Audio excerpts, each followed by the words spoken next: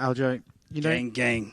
Throughout your career, there's been questions of, is he getting the respect he deserves? And, is he getting the attention he deserves from the fans? This is a card built around you coming home. I'm curious if now you're here and you really feel like I'm the champion, I'm getting the respect, and this is my card that people are coming to see me fight. Oh, 100%. This shit is cool as hell, man. First main event, they doing it the right way. So shout out to the UFC, Dana, Sean, Hunter, Mick, everybody in the production side. Seeing that billboard outside of the Prudential Center was like, dreams come true, man. I have a quote that I put on my very first T-shirt that I ever made when I went pro. And it says, when I work, I dream. No, I just butchered that. I botched that really bad. I dream, I work, reality. And that's what this feels like. It feels like dreams coming to reality. It's something I've thought about for a very long time. I never really cared about like the main event spot until I seen it like this. I'm like, well, that is actually pretty damn cool. So it does feel good. And to see the energy that the staff has put behind it, maybe it's not for me to win. I don't really give a shit. I think it's cool either way, even if they don't think that I'm the guy who's going to get the job done. I like to play spoiler, and what better way to do that on the East Coast, first champion ever from Long Island to defend back home and just shock the world once again against another former champion. And did you guys know he was an Olympic gold medalist? I'm not sure if you guys got that memo. I believe he did win one or two, yeah. Yeah. You said that you feel like it's all built, but not necessarily for you. I'm curious, do you think they're kind of rooting against you behind the scenes here? I don't know. I think the promotion's been relatively even. I'm just saying, like sometimes you could tell who's like the A side and who's the B side. I don't know if they have like a real. I think they win either way, because then the golden chicken, Sugar Booger gets to fight for the belt, which is what they want. And I think if he had went to me right away, they know I would have just ran him over. So they said, let's bring in a guy who could actually give this guy a test, probably upset him, and then maybe our Booger Sugar gets a better chance of winning against a much shorter and smaller guy. That's my logic. I could be completely wrong, but that's just what I'm thinking. But either way, I think it's a win-win. I think the UFC promoting me on the East Coast is a smart play, and I like to be a good company man in the sense of like, I want to do good business with the company. I'm not trying to be against them. I want to make money together. Yeah. Henry Cejudo is a name that's probably been thrown at you a lot over the past few years, but it was never really sure. Is he actually going to come back? Is he going to fight? Now that you got the fight, what do you think of it? Are you happy that you're fighting Henry Cejudo? Like you said, he's a decorated former champion. He's a very, very good fighter. Now that you're actually facing him, what are you thinking about the matchup, and how excited are you for it? I'm very excited about the matchup. In the beginning, I thought it was a joke because he's been sitting on the sideline just making YouTube videos and just criticizing everybody after he quit and took himself out of the competition. So I respect everything that he's done, but once it became real, when he put himself back in the testing pool, then it was something I could actually entertain. And then the UFC offered it. When I went to go meet with them, I thought it was a joke. I was like, I didn't think he was actually coming back, but they said he was. And I accepted the challenge right then and there, So I said, if you guys think this is going to be a big enough fight and that's going to draw the most eyes for me, then I'm in. I'm here to do good business, and that's what it's all about. It's a good challenge. So with that being said, I think I have my hands full, but I think the work we did should be more than enough to put this guy back into retirement. I really do think so. Yeah. Obviously, you guys ran into each other earlier this week. He was back here and he said actually he didn't really like that. He said that you came over trying to butter him up, and actually he wanted to tear your face off, and you kind of caught him off guard to make him a bit more friendly. What do you make of him as a person, right? Obviously, he's got the shtick, and I'm sure the press conference will have plenty of surprises for you. But what do you think of him as a character, and do you enjoy it, or do you just think, no, you really are cringy? He is a cringy guy, and I think he's just very socially awkward. Other than that, as a competitor, I respect him and everything that he brings to the table. Him talking about he wanted to rip my face off, I'm like, if you want to rip my face off, you would have shown a little bit different energy, but you were unsure of yourself, which you're going to be unsure of yourself in that octagon on May 6th. So either way, he's just a strange cat. So I'm not looking past him. I think he might be underestimating me. And if he does, that's going to be his shortcomings on May 6th. And last one for me. it's kind of started now, right? The conversation of GOAT, bantamweight GOAT, you know. I know that you've always given props to Dominic Cruz, but you beat Henry Cejudo. Your name is firmly in that conversation, whether you are or not. It's obviously everyone's going to debate, but to have your name actually finally in that conversation, how does that feel? It's really cool, man. It's, you know, I had a couple of goals when I got to the UFC, was obviously to become a UFC champion. We were able to do that, defend a couple times. You know, this getting into the sport was about changing my life and traveling the world, meeting great people. And I was able to do a lot of that. I got to travel the world with my friends, my training partners, show friends and family different side of life that we never knew was possible growing up where we grew up. So I feel like I've already won. You know, whether or not people want to include me in that conversation, that's cool. It's something it's nice to see that I'm in that conversation whatsoever. That's a cool feat. But at the end of the day, I got to win for anything like that to really be a serious conversation. I still look at Dom, and I think we're all chasing his record. Because I think when the UFC brought over Strikeforce, all their wins were counted towards UFC wins. So why aren't the WC wins counted for UFC wins as well? So in my book, we're all chasing Dominic Cruz. Yeah, you could say Henry beat Dominic Cruz, but he beat him on short notice. You know, I'm not trying to take anything away from Henry. He beat who they put in front of him. The same thing I've done over the years. But this would be a great opportunity for me to solidify myself as one of the best to ever do it. I'm already tied for most wins in the bantamweight division. Should be the highest, but they kind of gypped me on the Renan Barão fight because it was a catchweight. The week of the fight, they changed it to a catchweight from a bantamweight fight. And I got robbed of a win that should be in the win column for bantamweight. So I should have 14 wins, but instead I have 13 for bantamweight, but total 14. So with that being said, life's good. Beating Henry Cejudo, being in that conversation, that's just icing on the cake. And I can't wait to take that cake and just smash it all over Henry's face. Aldo, going back to the encounter you guys had in the lobby, what did you think of like what he was saying? Like he's telling you had a really good camp and like things like that. Like some of that stuff seems kind of obvious, right? I think it goes without being said or needing to be said. I don't need to tell someone I had a really good camp. You know, like I would hope so. I'm not gonna say, yeah, man, camp was really rough, man. I stubbed my toe.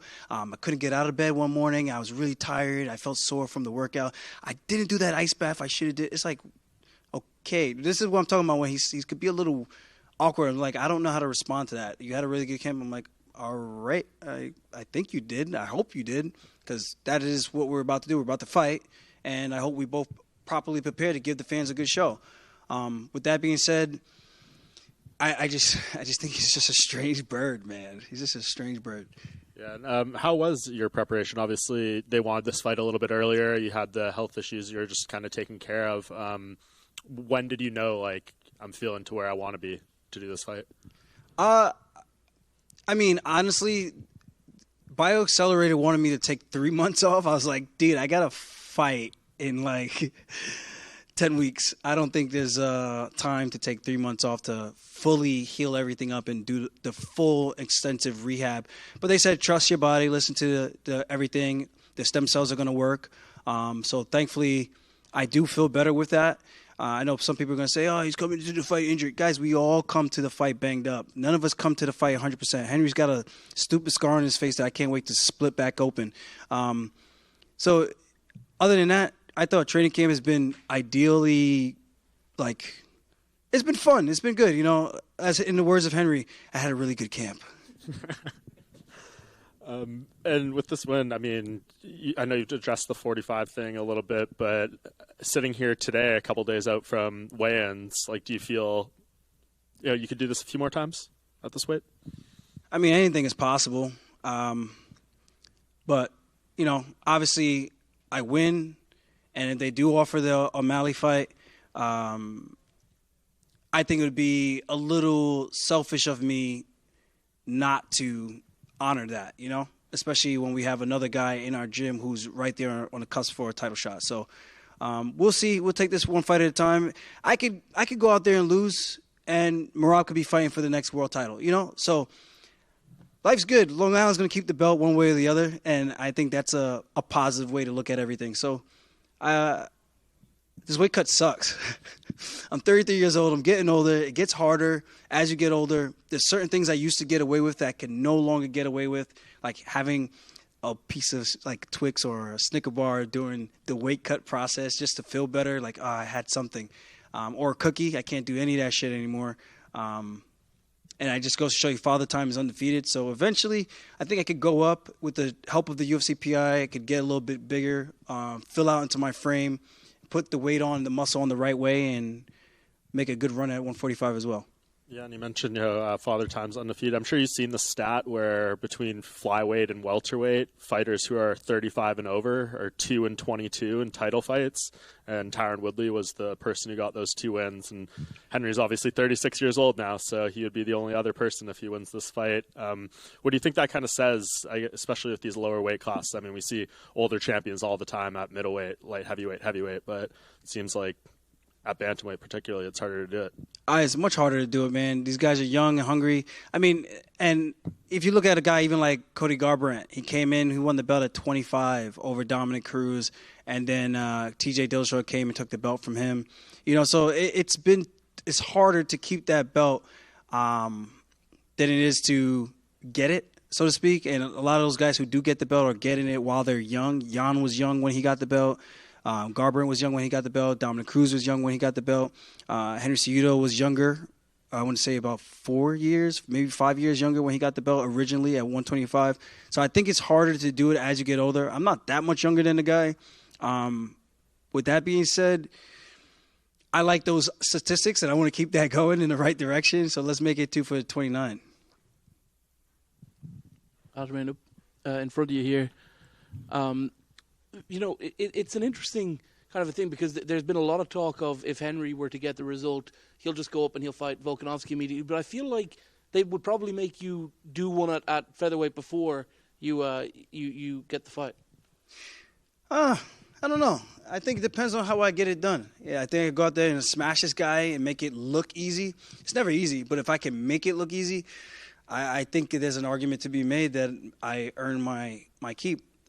Setting the record, I mean, why not? Unless the O'Malley fight is really something that they really want to do next. But it all depends on the fight. I think they kind of change and pivot based on the performances to make sure that their guy gets the I don't want to say the easiest path, but a better path to success. And you feel like you're not their guy at the moment?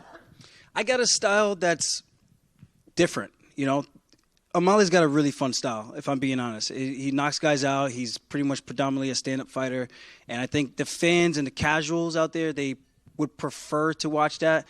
That's why it's ideal for guys like me, even Henry, Marab, and all of us when we're doing our YouTube channels and things like that to educate the fans on the grappling so they understand that aspect of it and see that there's more to MMA than just the stand and bang.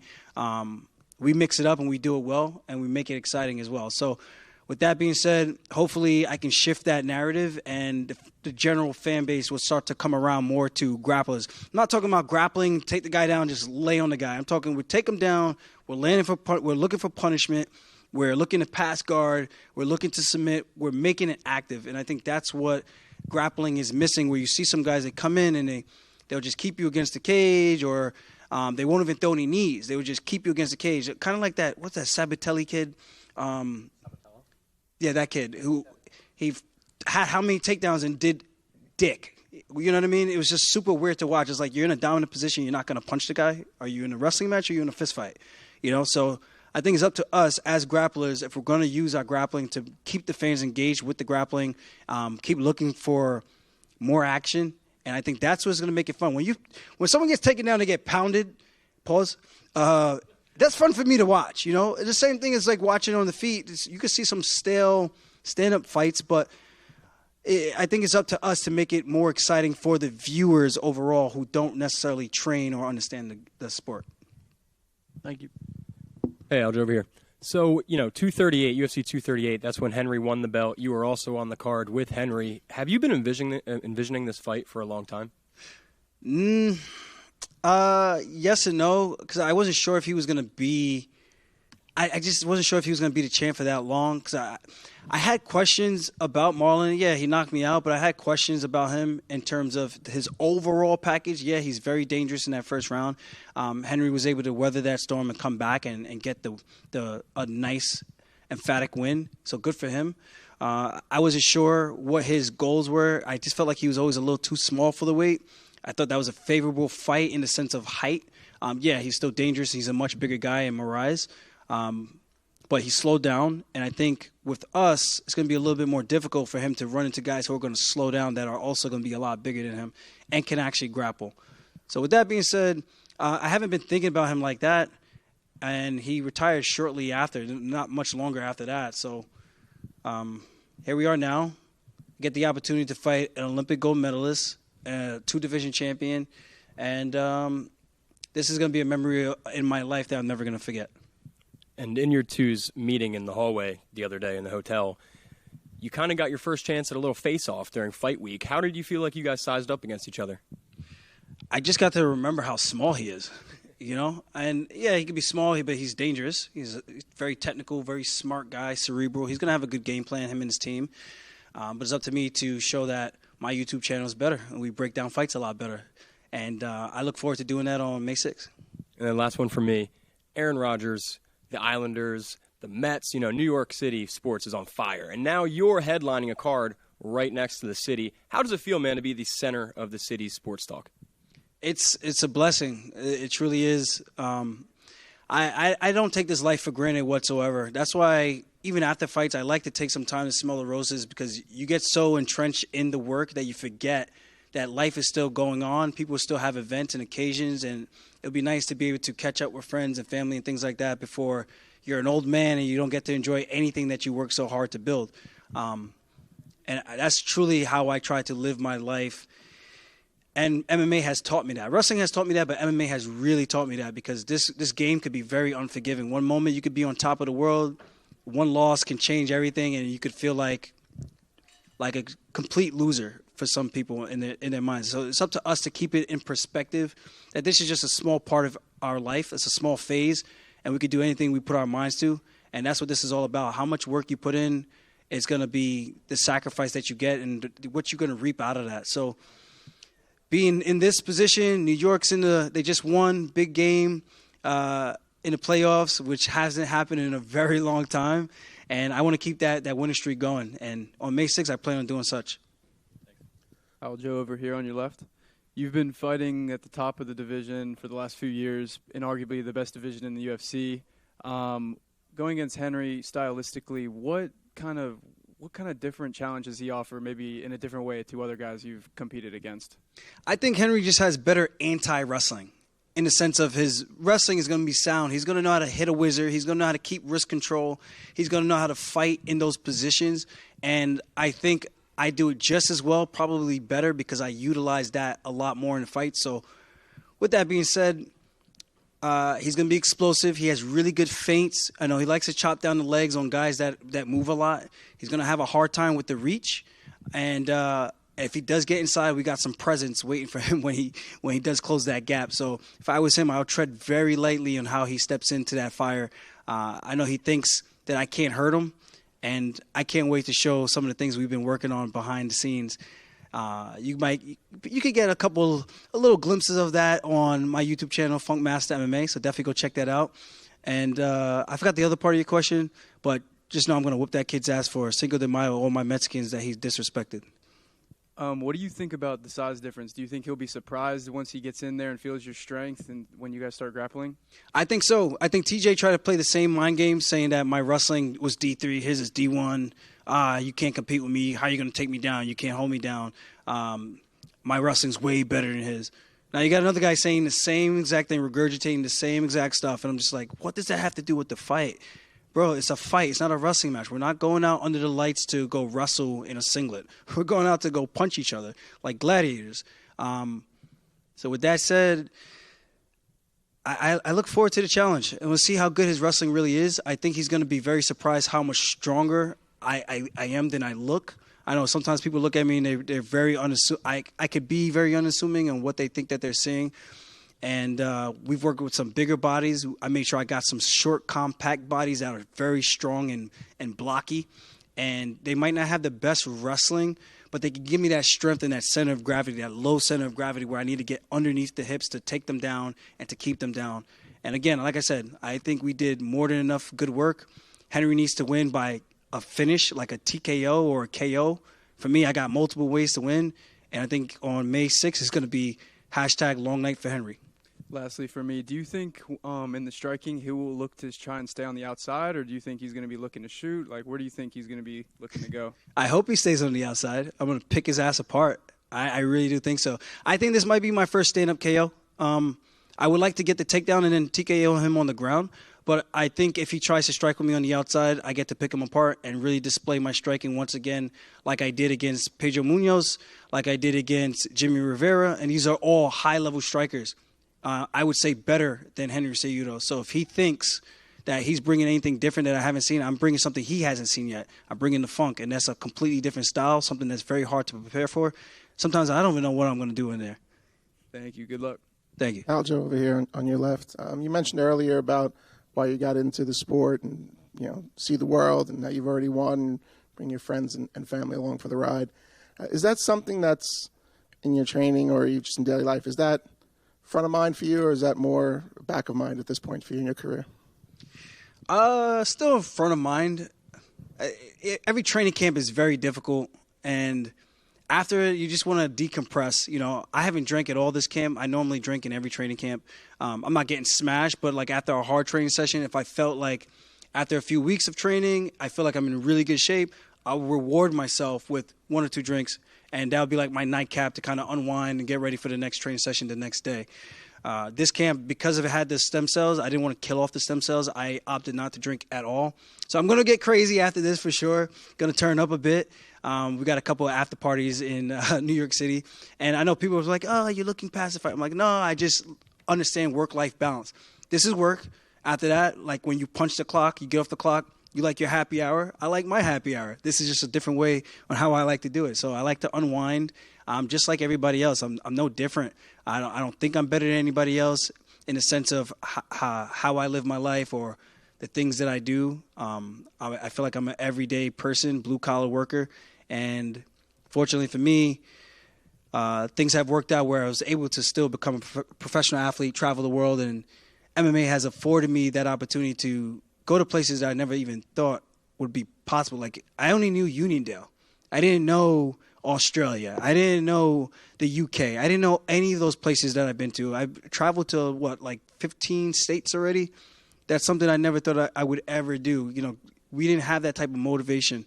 So this is just, I might sound like a broken record. It might sound cheesy or cliche, but this is legit for me, icing on the cake. So going out there, smashing this guy, and regardless of result, it's in God's hands. Regardless of result, I'm still going to enjoy my life the way I'm going to enjoy my life. I look at life glass half full. I think if people start to do that more, you would have a lot more positive experiences. I think that's what it's all about, perspective. Everything is perspective. Losing it's a part of life, and I don't really consider losing as learning. But I truly do think we did everything enough in our powers to fuck this guy up really bad. And I can't wait to go out there and do that. Yeah, just over here.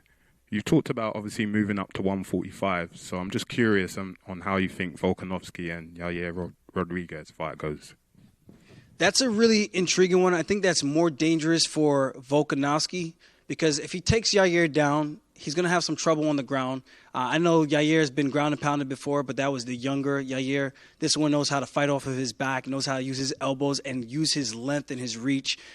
That's a dangerous guy, and the way he kicks. My biggest fear in fighting has always been those guys who kick really fucking hard. Those are the most dangerous guys to fight because at the end of the day, we see the punches coming. Sometimes the kick comes behind the punch. You never know, and it's like getting hit to the head with a baseball bat. So Yair, you watched that fight with Emmett. It was beautiful violence, attacking the body, southpaw, orthodox, question mark kicks, trying to go for like the wheel kicks and shit like that. That's a dangerous guy. Volkanovski's really good with his feints. He's good with that 1-2. He's got a good overhand, a good cross. Good leg kicks. He does a good job of like attacking that inside leg kick and using his feints to really off center and off balance people with really good timing. And we show that his grappling defense has gotten better, but Yair is not going to really grapple with him. So it's going to be interesting to see how Volk approaches that fight, because I think that reach advantage, I think that game, that style, the flashy kicks and things like that, the hard kicks, that's going to be very problematic for a guy like Volkanovski. He's going to need to be doing a lot of evasion. I felt like even when he fought Max did better with him when he started to open up with more kicks. When he just primarily boxed with him and made it a boxing match, I thought Volkanovski was more so clearly winning those rounds. So it's a very intriguing fight. I like to see how both those guys prepare for each other and see what that one's going to look like. Follow my YouTube. Henry actually said he had a better YouTube channel than you. Yeah, his YouTube is pretty good. See, he likes to tear everybody down. I give the guy credit. He does a good job with certain things, you know. I don't got to shit on the guy. I'm just going to shit on him on May 6th. Hold on, one more. I saw that you visited Jamaica. Yes. So do you think there will be like a UFC in Jamaica in the future or something, or do you think that's quite like far-fetched? I think I go out there and put on a great show. Myself, Randy Brown, Leon Edwards. I think there's a good high hopes for that. And why wouldn't the UFC want to go to Jamaica? That'd be a good place. Wouldn't you guys like to go to Jamaica and go hang out? It'd be a nice little training vacation. So we'll see. I think I go out there and have a good performance. I think nothing's out of the realm of possibility. I would like to help them get established with like a feeder organization for the Caribbean. We're going to try to work on that after this fight. Try to get those conversations going again. That would be something that would be really beneficial for just the island in general of Jamaica. You got Barbados. You got all these islands right next door. You could have like something that could be a Caribbean fight championship or something like that. I think that would be pretty dope. King of the Islands. Something like that. Easy, guys. Hit me up for branding if you need help. And yeah, that's really, I would love that though. That would be an honor to have something like that. And I think it would be very monumental in growing the sport in Jamaica. Peace.